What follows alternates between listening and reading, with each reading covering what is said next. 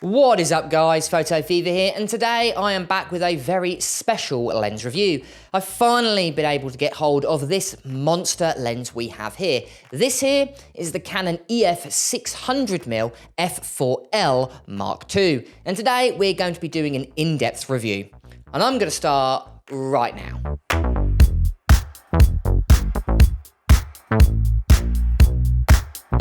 Now, there have actually been 3 generations of this lens so far. You have the Mark I, the Mark II, which is the lens we have in front of us, and then you've also got the Mark III. But the question I've got is, which one is worth buying? Is it the Mark II, the Mark I, or is it worth saving up for the Mark III?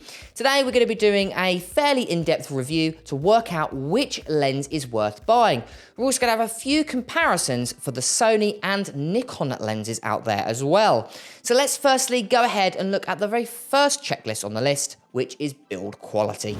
So as you can expect, the build quality is exquisite with this lens. A full metal construction, and to be honest, you get all the bells and whistles you could possibly get with a lens. Now, I'm gonna go and put this lens to the side and basically show you the actual case it comes with. It is a gigantic hard case. Now, this hard case is basically designed to take it on traveling. It's a full metal kind of plastic hard case. It's got locks and it's also got padding on the inside. Now, this particular case is great if you want to take it traveling, like for instance, you're taking it to an airport, which is great for like photojournalists or wildlife photographers. Not every single photographer is obviously going to use this, but the option is there. Now, if you want to replace that, that is actually quite inexpensive. It's around £700 to £800 just simply to replace that hard case. Now, unlike other lenses, this lens has a plastic cloth lens cap. So it's just basically Velcro. Take it off, and as you can see, that gigantic front element here. Now, to actually store this lens, you need to flip the inside of the lens hood. So if we go ahead and take that lens hood off, which actually adds to the main bulbous front of this lens, if we go ahead and take that, as you can see, this is the overall size of the actual lens, which isn't actually too bad. The lens hood is fairly large, which obviously, because it's a 600mm, it can be, just basically designed to protect the front element. Obviously, because of this lens, it has no filter thread. To actually use this lens with a filter, you have these tiny little filters here, which is a 52mm drop-in lens filter. Now, this particular lens has got 16 elements in 12 groups, but it's all about the distribution of those elements. A lot of those elements are to the very front of the lens, which is why this lens is very nose heavy, which is something they kind of fixed in the Mark III, which makes this lens a little bit lighter than the Mark I, but it certainly doesn't feel that when you use it. But we'll talk about size and weight in a bit. But overall, you get absolutely everything that you expect with an L series lens, especially from the price point. You get a focus window, you get a whole range of customizable buttons, including an autofocus to manual focus. You've also got a focus limiter switch. Over on the other side, you've got an image stabilization mode, which comes in 1, 2, and 3. You can also switch that image stabilization off, and you've also got a focus preset switch, which allows you to set certain focus points, especially if you're focusing something that's always a certain distance away, which is, again, great for photojournalists, and it's also great for instance, event photographers. But overall, you can't expect anything more from a lens. This has all the bells and whistles, a full hard case, full metal construction, weather sealing, everything. And because of that, there's only one mark I can really give it. The full marks, the 10 out of 10.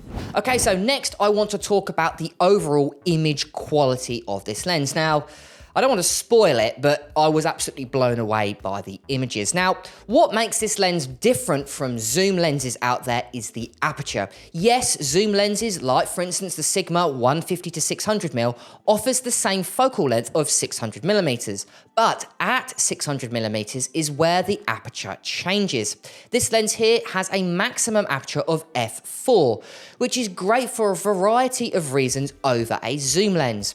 Firstly, it's great for capturing low light photography. So if you're shooting near dawn or dusk, this is going to be a lot better capturing sharper images because you can have a higher shutter speed. It's also really good for separating the foreground and background, which I'll be showing you in a few sample images in a minute. Again, creating a nice shallow depth of field with a focal range like this can really make your photos stand out versus the competition, simply because of that lovely bokeh that this lens can provide. So let's go and have a look at a few sample images I took at Woburn Deer Park. Now, Woburn is a great place to go ahead and take wildlife photos. You've got a great variety of different types of deer, from red deer all the way to muntjac deer. And they've also got a good range of bird life as well, from red kites even to peregrine falcons. It's a really good place to take a great variety of different types of photography. And as you can see, this lens did not let me down. I was incredibly impressed by firstly, the separation of foreground and background, but also the colors, the contrast, and the overall sharpness of the photo. Again, this lens is really good when it comes to wildlife photography, and to be honest, it is the best of the best. So let's go and have a look a little more scientifically at some graph images. So the first graph image here is shot wide open f4 at 600mm. And if we go ahead and zoom into the center and the corner at 200%, you can really see how sharp this lens is. But what I was mostly surprised about was the consistency of the sharpness. It's sharp in the center, but it's also the same sharpness in the corners, which is actually quite surprising. Well, not really surprising because of how expensive this lens is, but most other lenses aren't this consistent. Even the most expensive lens that I've tested currently, the 28 to 70mm. So if we go ahead and step down to f5.6, again, even sharper. Not by much, but it's definitely a noticeable increase in the center and in the corners. And then if we go ahead and step down to f8, it's the same story. I would say this lens is around the sharpest around f8. Anything more than f8, we go and step down to f11, you'll notice diffraction starting to take shape and it softens the corners a little bit. And then if we go ahead and step down the last f16, again, same situation, just softens it. So if you're shooting with this lens, I definitely recommend the apertures between f4 to f8. So now let's go and have a quick look at distortion and vignetting. Now 600mm wide open at f4, there is a small amount of vignetting, only small, and it's definitely noticeable, but you can obviously always remove that with peripheral illumination. But of course, in this test, I turned that off. So to remove vignetting, all you'll need to do is step round to around f5.6 or f8. As you can see, that vignetting completely disappears. So let's have a quick look at distortion. Now, as you can see, there's basically no distortion at all, which is really, really good to see. Sometimes there's a little bit of barrel or pin cushion distortion on super zoom lenses, like for instance the Sigma 150 to 600mm, but in this particular case, no distortion whatsoever, which is a great positive. So let's go and quickly have a look at flaring. Now, I was actually expecting this particular lens to suffer quite bad from lens flaring, and actually, I didn't actually see much of a difference with or without the lens hood, which is a really good positive. Now, this sample video here is shot without the lens hood pointing directly at a bright light. And as you can see, keeps the contrast and colors quite well. I'm not sure what it's like shooting directly into the sun, not something obviously I recommend with mirrorless cameras, but I don't think it would be too bad. But of course, with a lens of this price and the size of that front element, always keep your lens hood on. So I would say this is a good positive for this lens. Well, as you can see, this lens really did outdo itself when it came to image quality. I was really impressed by the images. I thought the actual pure quality, the sharpness was just absolutely paramount. And couple that with the actual aperture of f4, this lens is an absolute dream to use. And doesn't matter what you point it at, it is going to make the photos look absolutely stunning. And this is capable with the 2x teleconverter and having autofocus. Absolutely amazing if you want to do any photojournalism or more specifically bird or wildlife photography. So to be honest, there's only one score I can really give this lens. The full marks, again, the 10 out of 10. Now let's quickly move on to the size and weight of this lens. And well, yes, it is a very big and very, very heavy lens. By far the largest lens I've tested on this channel. And to be honest, probably one of the largest lenses you're going to be able to ever buy. There's only a few lenses actually larger than this. Sigma do like this crazy 200 to 500mm, and Canon actually create an 800 and 1200mm prime lenses as well, although they're brand new and I've never seen one. So this lens here is obviously part of a trio. You've got the Mark 1, Mark 2 and Mark 3. So let's go and have a look at the sizes and weight of those lenses. So the Mark 1 coming in by far the heaviest, coming in at 5.3 kilos. Now this lens here is a lot lighter and one of the main reasons to upgrade from the Mark 1. That lens comes in at 3.9 kilos, so a lot lighter than the Mark 1. Then the Mark 3 comes even lighter than that, coming in at just 3 kilograms. But Canon aren't the only company to create a 600mm super prime. Nikon and Sony also have an offering. Are they any lighter or smaller? Well, Nikon, not so much. It's about the same weight as this, coming in at around 3.8 kilograms. Sony, on the other hand, because it's a mirrorless lens designed for their Alpha series cameras, is a little bit lighter than all of the lenses combined, coming in at just 3 kilograms, 10 grams less than the Mark III version of Canon. So if you're after the lightest 600mm, technically Sony's the lightest, but to be honest with you, buying a lens like this, size and weight shouldn't necessarily be a factor. Yes, it's great to have a small, lightweight lens, but physically, to have a 600mm f4, this is realistically the smallest and lightest you're going to realistically be able to get. So because of that, I'm not going to give it too low of a grade because you are buying a 600mm, you should expect a lens of this size. So because of that, I'm going to be giving it a 4 out of 10. Okay, so moving on to image stabilization and focus motor, and what is this lens like for video? Well, I must say I was incredibly impressed with the autofocus and image stabilization.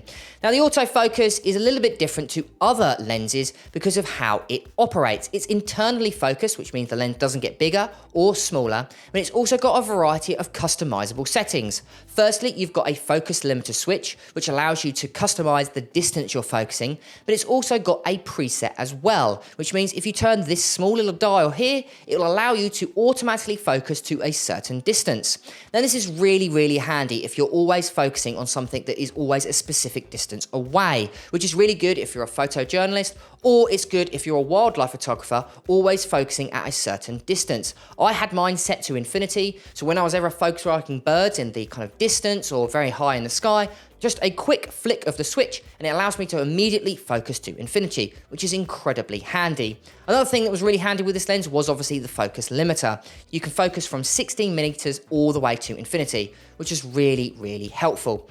Now this lens also has image stabilization as well, up to 4 stops. And again, I would also say it is incredibly precise. Very good because again, 600mm, if you turned it off, you can see how shaky the footage is. And it's also really, really good when it comes to video. Now the video with the autofocus was also really good. I actually did the George test. So George, my dog, running towards me. And as you can see, it constantly focused on that subject. And it never at one point dropped out, which is really, really good to see. So if you're buying this lens for video, you're going to be incredibly impressed with the results that you get. So again, I'm going to be giving it the full marks, the 10 out of 10. Now, last but not least is price. What are Canon asking for? Well, it's a bit of a difficult question because you can't no longer buy this lens brand new. Released in 2011, it was discontinued about 5 years ago when they brought out the Mark III.